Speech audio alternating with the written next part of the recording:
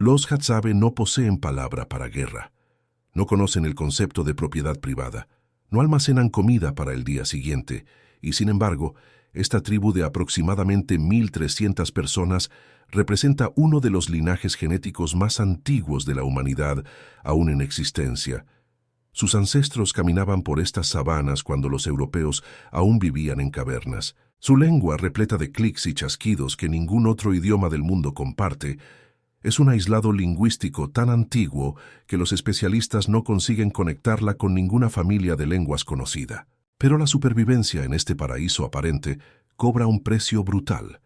El lago Eyasi, que alimenta y sustenta a los Hadzabe hace milenios, también alberga una de las mayores concentraciones de cocodrilos del Nilo del este africano. Reptiles que pueden sobrepasar los 5 metros de longitud. Depredadores capaces de arrastrar a un búfalo adulto hacia el agua. Animales responsables de más muertes humanas en África que los leones y leopardos combinados. Si usted es apasionado por los animales salvajes y los documentales de verdad, no se retire de este video. Vea hasta el final, suscríbase ahora al canal y comente desde dónde nos está viendo. El sol aún no ha roto la línea del horizonte cuando los hombres Hadzabe comienzan a moverse. No hay despertadores en este campamento temporal hecho de ramas secas y paja. No hay desayuno esperando. En realidad, no hay absolutamente nada para comer hasta que alguien salga y encuentre comida. Esta es la realidad de 300 a 400 individuos que aún viven como cazadores-recolectores puros, negándose a plantar, criar animales o almacenar cualquier cosa para el futuro. Considere la situación por un momento. Usted despierta con hambre. No existe refrigerador, no existe mercado, no existe vecino que pueda prestarle arroz. La única opción es caminar hacia el interior de la sabana africana, armado con un arco hecho a mano y flechas con puntas envenenadas, y esperar que algo comestible cruce su camino antes de que el hambre se vuelva insoportable. Los Hadzabe ocupan una franja de territorio que se ha reducido en un 90% en las últimas 5 décadas. Donde antes vagaban libremente por miles de kilómetros cuadrados, cazando jirafas, cebras y búfalos, hoy están comprimidos en un área alrededor del lago Eyasi y del valle Yaeda en el norte de Tanzania. Este lago estacional, con aguas salobres que pueden prácticamente desaparecer en la estación seca, se encuentra a solo 40 kilómetros del sitio arqueológico de la Etoli, donde fueron encontradas huellas de homínidos con 3.700.000 años de antigüedad. La conexión no es coincidencia. Los Hadzabe representan una continuidad genética y cultural que se remonta a los primeros habitantes humanos de la región. Estudios de ADN demuestran que ellos no poseen parientes genéticos próximos conocidos. Son, literalmente, un linaje aislado de la humanidad, preservado en este rincón remoto del gran valle del Rift. Piense en el escenario que estos cazadores enfrentan cada mañana. El sol naciente ilumina un paisaje de acacias espinosas y baobabs gigantescos. Los pájaros comienzan a cantar, y en las orillas del lago, formas oscuras e inmóviles reposan sobre el lodo. Algunas de estas formas son troncos de árboles caídos, otras son cocodrilos del Nilo, esperando el calor del día. El cocodrilo del Nilo es el segundo mayor reptil del planeta, perdiendo solo ante el cocodrilo de agua salada de Australia y el sudeste asiático. Los machos adultos rutinariamente sobrepasan los 4 metros de longitud y pesan más de 400 kilos. El mayor ejemplar jamás registrado con precisión científica fue abatido cerca de Mwanza, en Tanzania, y medía 6 metros y 45 centímetros, con un peso estimado entre 1.043 y 1.089 kilos. Para visualizar este tamaño, imagine un animal de la longitud de un autobús urbano y con el peso de un automóvil sedán. Las cifras sobre ataques son igualmente impresionantes. Entre 2010 y 2019, Tanzania registró oficialmente 575 ataques de cocodrilos a seres humanos. El 58% de estos ataques fueron fatales. El 81% de las víctimas eran del sexo masculino, exactamente el perfil de los cazadores y pescadores que necesitan aproximarse al agua para sobrevivir. Los especialistas estiman que cientos de ataques adicionales nunca son reportados, especialmente en comunidades rurales aisladas. Observe lo que estos datos significan para los Hadzabe. Ellos viven a las orillas de un lago habitado por depredadores que matan a más personas en África que cualquier otro animal salvaje grande. No poseen armas de fuego, no poseen botes motorizados, no poseen hospitales a menos de horas de distancia, y sin embargo, necesitan esa agua para beber, necesitan los peces que nadan en ella y ocasionalmente necesitan enfrentar a los reptiles que la dominan. La caza tradicional Hadzabe utiliza arcos hechos de madera local y flechas con puntas tratadas con veneno extraído del arbusto Adenium coetaneum. Este veneno paraliza a la presa a lo largo de varias horas, permitiendo que los cazadores rastreen al animal herido hasta que éste sucumba.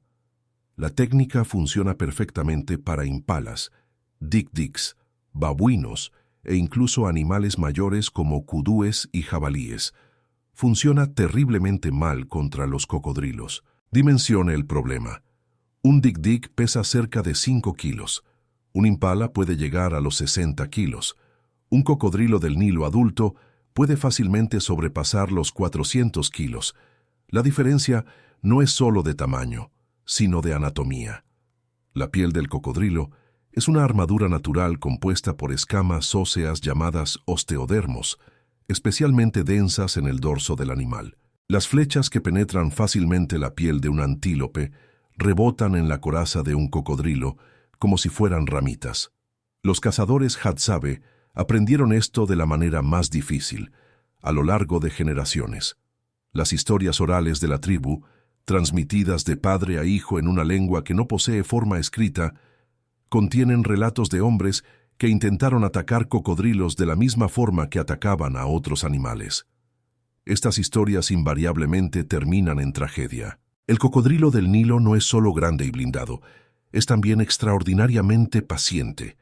Puede permanecer sumergido por más de una hora esperando que una presa se aproxime a la orilla.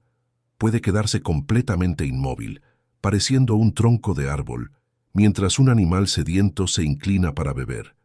Y cuando ataca, lo hace con una velocidad explosiva que desafía su tamaño aparentemente letárgico. La mordida del cocodrilo del Nilo ejerce una fuerza estimada en más de 2 toneladas por centímetro cuadrado, una de las más poderosas de cualquier animal vivo. Sus mandíbulas contienen entre 60 y 68 dientes diseñados no para masticar, sino para agarrar y sujetar. La técnica de caza involucra arrastrar a la presa hacia el agua y ejecutar el llamado giro de la muerte, una rotación violenta de todo el cuerpo que desmiembra a las víctimas mayores. Para los Hadzabe que necesitan acceder a las aguas del lago Eyasi, cada aproximación es un cálculo de riesgo. Los hombres desarrollaron técnicas de observación transmitidas de generación en generación. Aprendieron a identificar ondulaciones sutiles en la superficie del agua que indican movimiento subacuático. Aprendieron a reconocer los patrones de escamas que diferencian a un cocodrilo de un tronco flotante. Aprendieron que los cocodrilos tienden a exponerse al sol en las primeras horas de la mañana y al final de la tarde, cuando necesitan regular su temperatura corporal. Esta inteligencia ecológica representa miles de años de observación condensados en conocimiento práctico.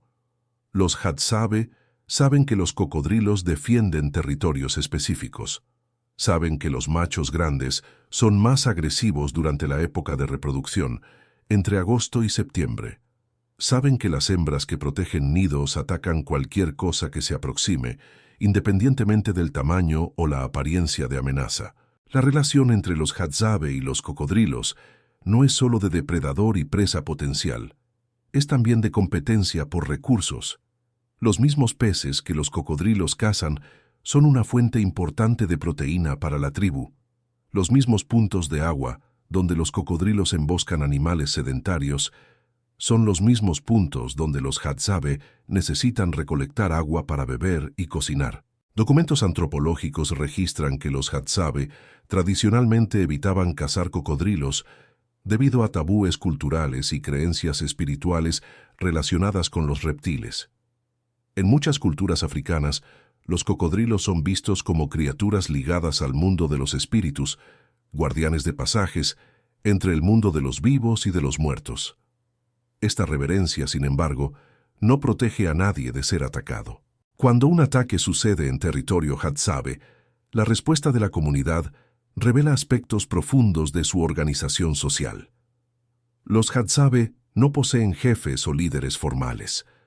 Las decisiones se toman colectivamente, generalmente siguiendo los consejos de los hombres más viejos y experimentados. No existe un sistema de venganza o represalia organizada. Si un miembro de la tribu es muerto por un cocodrilo, el campamento simplemente se mueve a otro lugar. Esta movilidad es central para la supervivencia Hadzabe. Un campamento típico permanece en el mismo lugar por solo 4 a 6 semanas antes de desplazarse. Cuando alguien enferma en un lugar, todo el grupo se muda, asociando la enfermedad al lugar y no a causas internas. Cuando los recursos de caza o recolección se agotan en un área, el movimiento continúa.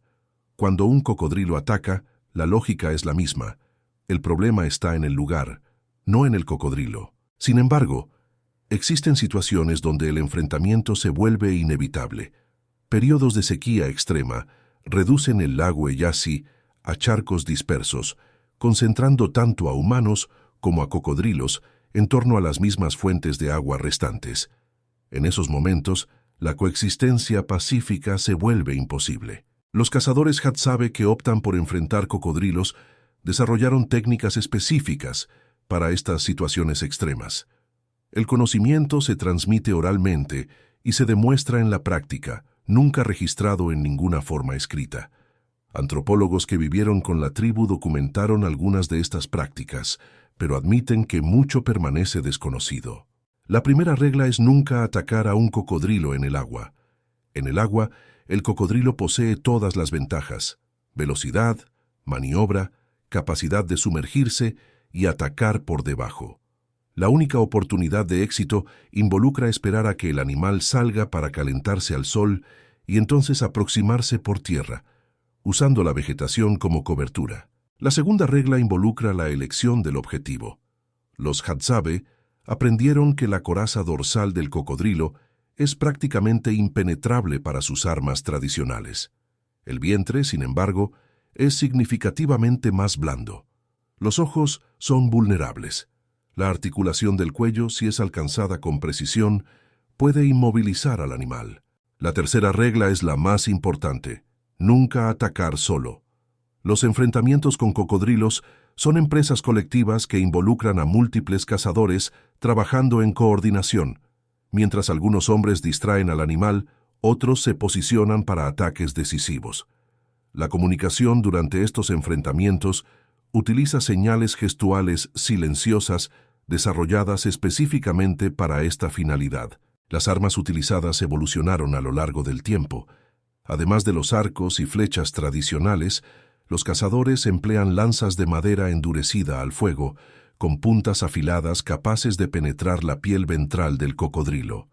Algunos grupos incorporaron machetes obtenidos a través de intercambios con tribus vecinas, especialmente los Datoga, que son herreros especializados. Los Datoga ocupan una posición peculiar en la ecología social de la región del lago Eyasi.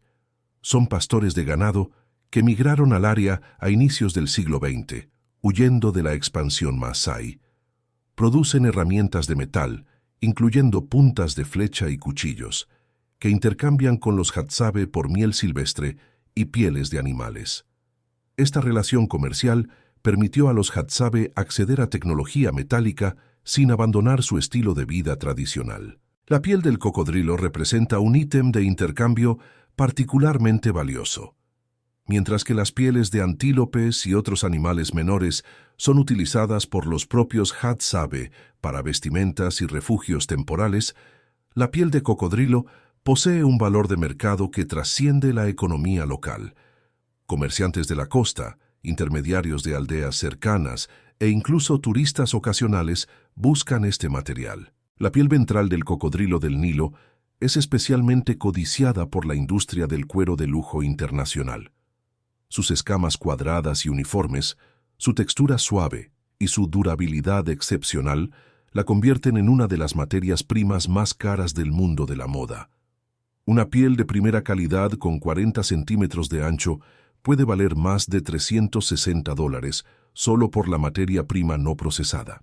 Para los Hadzabe, que no utilizan dinero en sus transacciones internas y frecuentemente no comprenden el concepto de valor monetario abstracto, estas pieles representan moneda de cambio por ítems que no pueden producir, puntas de metal para flechas, telas para las mujeres que ocasionalmente adoptan vestimentas modernas, tabaco o marihuana que algunos miembros de la tribu consumen socialmente. La carne del cocodrilo también posee un valor significativo. Aunque los Hadzabe tradicionalmente consumen principalmente mamíferos y aves, la carne de cocodrilo es apreciada por su alto contenido proteico. Una sola cacería exitosa puede proporcionar proteína suficiente para alimentar a un campamento entero de 20 a 30 personas por varios días. El procesamiento de un cocodrilo abatido sigue procedimientos específicos transmitidos por la tradición oral. La grasa del animal se separa cuidadosamente y se utiliza tanto para cocinar como para fines medicinales tradicionales. En algunas culturas africanas, la grasa de cocodrilo es considerada un remedio para infecciones de oído, problemas pulmonares e incluso como antídoto para envenenamientos. El cráneo del cocodrilo posee significado espiritual en muchas tradiciones de la región. Es frecuentemente guardado como trofeo por el cazador que asesta el golpe fatal, simbolizando tanto conquista personal como protección espiritual contra futuros ataques. Los dientes individuales son perforados y usados como amuletos o incorporados en collares ceremoniales. El proceso completo, de la caza al aprovechamiento total del animal, puede llevar varios días. Primero, la identificación y rastreo de un animal adecuado. Después, la aproximación coordinada, que puede exigir horas de espera silenciosa. El ataque propiamente dicho, que dura segundos pero puede resultar en heridas graves o muerte para los cazadores. La inmovilización del animal, que continúa siendo peligroso, incluso gravemente herido. El sacrificio final. El transporte, frecuentemente en partes hacia el campamento. Y finalmente, el procesamiento metódico de cada componente aprovechable. Durante todo este proceso, los Hadzabe demuestran una característica que define su cultura: el reparto absoluto. Independientemente de quién participó en la cacería, la carne se distribuye equitativamente entre todas las familias del campamento. El cazador que asesta el golpe fatal recibe honores simbólicos, incluyendo el derecho de consumir ciertas partes del animal antes que los otros, pero no recibe una porción mayor de comida. Este igualitarismo radical se extiende a prácticamente todos los aspectos de la vida Hadzabe. No existe acumulación de riqueza, no existe jerarquía de poder basada en posesiones, no existe noción de que algunos miembros de la comunidad merecen más que otros. Esta filosofía puede parecer utópica para observadores externos, pero representa una estrategia de supervivencia evolucionada a lo largo de miles de años en un ambiente donde la cooperación es esencial. Investigadores que estudiaron a los Hadzabe documentan niveles sorprendentemente bajos de estrés y ansiedad comparados con poblaciones modernas.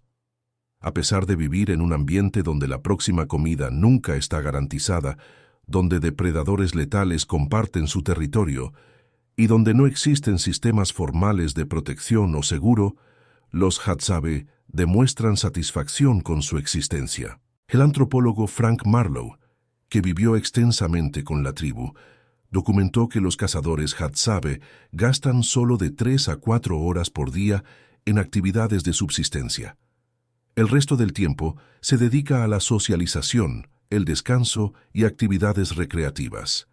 Esta economía del tiempo representa una inversión dramática de los patrones modernos, donde el trabajo frecuentemente consume la mayoría de las horas de vigilia. La relación con los cocodrilos ilustra esta filosofía de vida. Los Hadzabe no buscan eliminar a los cocodrilos de su territorio. No organizan campañas de caza para reducir la población de los reptiles. Simplemente adaptan su comportamiento a las realidades de coexistencia evitando áreas de alto riesgo cuando es posible, enfrentando el peligro cuando es necesario y aceptando las pérdidas cuando son inevitables. Esta aceptación no significa pasividad. Los Hadzabe son cazadores extraordinariamente habilidosos, capaces de hazañas que impresionan a observadores externos. Pueden rastrear animales por kilómetros basándose solo en huellas y señales sutiles en el terreno. Pueden alcanzar objetivos en movimiento con sus arcos de fabricación aparentemente primitiva.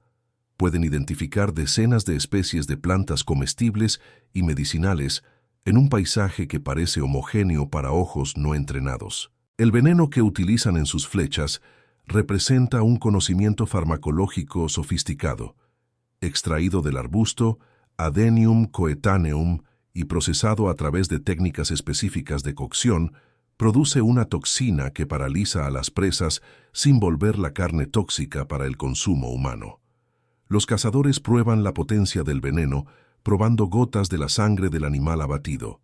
Un sabor amargo intenso indica que la parálisis fue efectiva. Las mujeres Hadzabe, por su parte, dominan un repertorio igualmente impresionante de conocimientos. Son responsables de la recolección de tubérculos, frutas silvestres, semillas de baobab y miel. Pueden identificar más de 200 especies de plantas utilizables en su región. Fabrican cestos para el transporte, preparan los refugios temporales del campamento y cuidan a los niños en un sistema de crianza colectiva donde múltiples adultos, relacionados o no, participan del cuidado. La dieta resultante de esta combinación de caza y recolección es extraordinariamente diversificada. Estudios nutricionales demuestran que los Hadzabe consumen más de 100 gramos de fibra alimentaria por día, aproximadamente 10 veces más que la dieta occidental típica. Esta diversidad alimentaria soporta una microbiota intestinal excepcionalmente rica, con aproximadamente un 40% más de diversidad bacteriana que las poblaciones industrializadas. La miel ocupa una posición especial en la jerarquía de alimentos Hadzabe.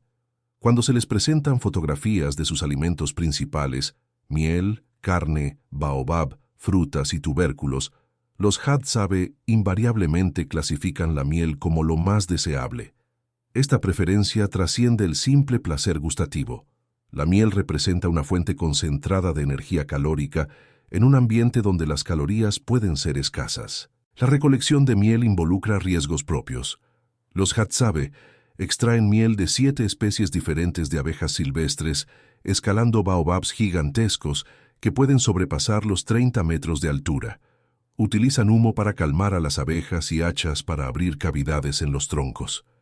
Una caída desde esa altura es potencialmente fatal, y las picaduras múltiples pueden causar reacciones alérgicas graves. Existe incluso un pájaro, el indicador de miel, que desarrolló una relación simbiótica con los cazadores Hadzabe. El pájaro localiza colmenas y guía a los humanos hacia ellas a través de llamados característicos. Tras la extracción, el pájaro se alimenta de la cera que los humanos dejan atrás.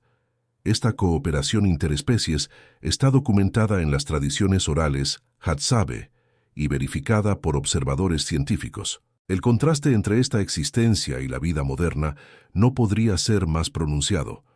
Los Hadzabe no conocen la obesidad, no sufren de diabetes tipo 2, no presentan las enfermedades cardiovasculares que devastan a las poblaciones industrializadas. Sus tasas de cáncer, aunque difíciles de documentar con precisión debido al aislamiento, parecen significativamente inferiores a los promedios globales. Estos resultados de salud no derivan de una genética privilegiada o un ambiente exento de patógenos. Los Hadzabe viven en un territorio donde la malaria, la tuberculosis y las infecciones parasitarias son endémicas. No poseen acceso a vacunas o antibióticos. Cuando enferman gravemente, frecuentemente mueren. Pero aquellos que sobreviven a la infancia tienden a vivir vidas saludables hasta edades avanzadas. La esperanza de vida Hadzabe, para aquellos que alcanzan la edad adulta, es comparable a la de muchas poblaciones modernas. Ancianos de 70, 80 e incluso 90 años se encuentran en los campamentos, aún contribuyendo a la vida comunitaria de acuerdo con sus capacidades. El conocimiento que estos ancianos poseen sobre el territorio, sus recursos y sus peligros es insustituible. Son estos ancianos quienes guardan los conocimientos más profundos sobre los cocodrilos. Saben qué puntos del lago son más peligrosos en cada estación. Recuerdan ataques ocurridos décadas atrás y pueden identificar áreas donde cocodrilos particularmente agresivos fueron avistados. Sus historias y advertencias forman un mapa de riesgo transmitido oralmente a través de las generaciones. El gobierno de Tanzania reconoce la situación única de los Hadzabe. Son el único grupo en el país que no paga impuestos. Son los únicos autorizados a cazar en el Serengeti, donde la caza está prohibida para todos los demás. Estas concesiones representan un reconocimiento implícito de que los Hadzabe no pueden simplemente ser integrados a la sociedad moderna sin destruir completamente su modo de vida. En 2011, una comunidad Hadzabe de aproximadamente 700 personas recibió títulos formales de propiedad sobre más de 20.000 hectáreas de tierra. Fue la primera vez en la historia de Tanzania que un gobierno reconoció formalmente los derechos de tierra de una tribu minoritaria. La victoria fue celebrada por los Hadzabe, pero también generó preocupación sobre lo que la formalización de la propiedad significa para un pueblo que tradicionalmente no reconoce el concepto. Los desafíos contemporáneos son inmensos. Pastores Datoga están expandiendo sus rebaños hacia el interior del territorio tradicional Hadzabe, talando árboles para crear pastizales y ahuyentando a los animales salvajes de los que los cazadores dependen. Agricultores Isanzu están convirtiendo arbustos en campos de cultivo, eliminando las frutas silvestres que las mujeres recolectan. La población humana de la región crece mientras el territorio Hadzabe se encoge. El turismo representa un arma de doble filo. Visitantes occidentales pagan para pasar algunas horas acompañando a cazadores Hadzabe, generando ingresos que algunos miembros de la tribu utilizan para comprar bienes modernos. Pero la presencia constante de extranjeros altera la dinámica de las cacerías, transforma rituales en actuaciones y expone a los Hadzabe a enfermedades para las cuales no poseen inmunidad desarrollada. Algunos jóvenes Hadzabe están abandonando el estilo de vida tradicional, atraídos por las promesas del mundo moderno. Aprenden Swahili como segunda lengua, buscan empleos en aldeas cercanas. Algunos se convierten al cristianismo o al islamismo, abandonando las creencias tradicionales en Ishoko, el sol, y Haini, la luna. Cada partida representa la pérdida de conocimientos que nunca fueron registrados en forma escrita. La lengua Hadzabe está clasificada como vulnerable por la UNESCO. Aunque la mayoría de los niños aún la aprenden, su uso está cada vez más restringido al ámbito doméstico. El Swahili, lengua nacional de Tanzania, domina las interacciones con el mundo exterior.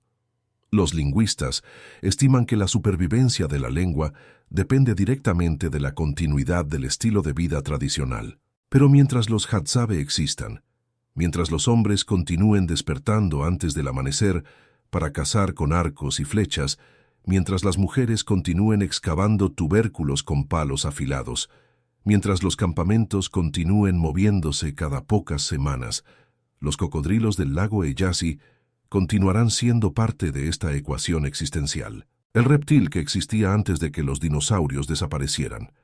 La tribu que existía antes de que la agricultura fuera inventada. Dos supervivientes de eras incomprensiblemente distantes, coexistiendo a las orillas de un lago estacional en el corazón de África Oriental. Uno representa el ápice de la evolución depredadora. El otro representa la persistencia de la humanidad en su forma más antigua conocida. Cuando un cazador Hadzabe se aproxima a las aguas del lago Eyasi al amanecer, carga consigo 50.000 años de conocimiento acumulado. Sabe exactamente dónde pisar, cómo moverse, qué observar. Sabe que el cocodrilo inmóvil en la orilla puede explotar en movimiento en una fracción de segundo. Sabe que sus flechas pueden matar antílopes, pero solo irritan a los reptiles. Sabe que sus ancestros enfrentaron a estos mismos depredadores y que algunos no sobrevivieron para transmitir sus historias. Y aún así, Él se aproxima, porque el agua es necesaria, porque los peces son comida, porque a veces, cuando las circunstancias lo exigen, incluso el depredador se convierte en presa. Esta es la realidad de la supervivencia en un mundo sin supermercados, sin armas de fuego, sin las protecciones que la civilización moderna considera básicas. Los Hadzabe llaman a esto simplemente vida. El cocodrilo del Nilo sobrevivió a 5 extinciones masivas que eliminaron a la mayoría de las especies del planeta. Los Hadzabe sobrevivieron a todas las transformaciones que convirtieron a cazadores-recolectores en agricultores, agricultores en industriales, industriales en digitales. Ambos persisten como testigos de eras que el resto del mundo olvidó. En las orillas del lago Eyasi, esta historia continúa cada amanecer. Los hombres salen a cazar, los cocodrilos esperan en el agua, y en algún lugar entre el hambre y el peligro, entre la necesidad y el miedo, una de las danzas más antiguas del planeta se repite una vez más, sin cámaras para registrar, sin textos para documentar, solo cuerpos humanos, armas de madera y veneno vegetal, y reptiles que no han cambiado significativamente en 100 millones de años. La supervivencia en su forma más pura, más brutal, más auténtica. Los Hadzabe no necesitan documentales para validar su existencia. No necesitan estudios científicos para justificar su modo de vida. No necesitan que el mundo moderno los descubra, admire o proteja. Necesitan solo lo que siempre han necesitado: territorio para vagar, animales para cazar, plantas para recolectar y la sabiduría para sobrevivir en un ambiente que no perdona errores. Esta sabiduría incluye saber cuándo enfrentar a un cocodrilo y cuándo simplemente irse. Incluye reconocer que algunas batallas no valen la pena, que algunas muertes son inevitables, que la supervivencia del grupo importa más que la gloria individual. Incluía aceptar la realidad como es, no como nos gustaría que fuera. Y tal vez sea esto lo que los Hadzabe tienen para enseñar a un mundo que perdió esa conexión con la realidad básica de la existencia. Que la comida no viene de estantes, viene de esfuerzo y riesgo. Que el peligro no puede ser completamente eliminado, solo administrado. Que la vida no es una garantía, es una negociación constante con fuerzas a las que no les importan nuestros deseos o expectativas. En las profundidades del lago Eyasi, cocodrilos que podrían haber visto a los primeros humanos llegar a la región continúan esperando. En las orillas, una tribu que representa la conexión más directa con esos primeros humanos continúa viviendo como siempre vivió, y entre ellos una danza de muerte y supervivencia que comenzó antes de que la historia escrita existiera, continúa día tras día, generación tras generación, sin fin previsible, sin resolución definitiva. Solo la continuidad de una existencia que la mayoría de la humanidad abandonó hace milenios, pero que unos pocos aún mantienen viva en las orillas de un lago estacional, bajo el sol africano, en la presencia constante de depredadores ancestrales que no conocen piedad ni compromiso. Esto es la vida de los Hadzabe. Esto es la supervivencia brutal. Esto es lo que significa ser humano de la manera más antigua que aún existe en el planeta.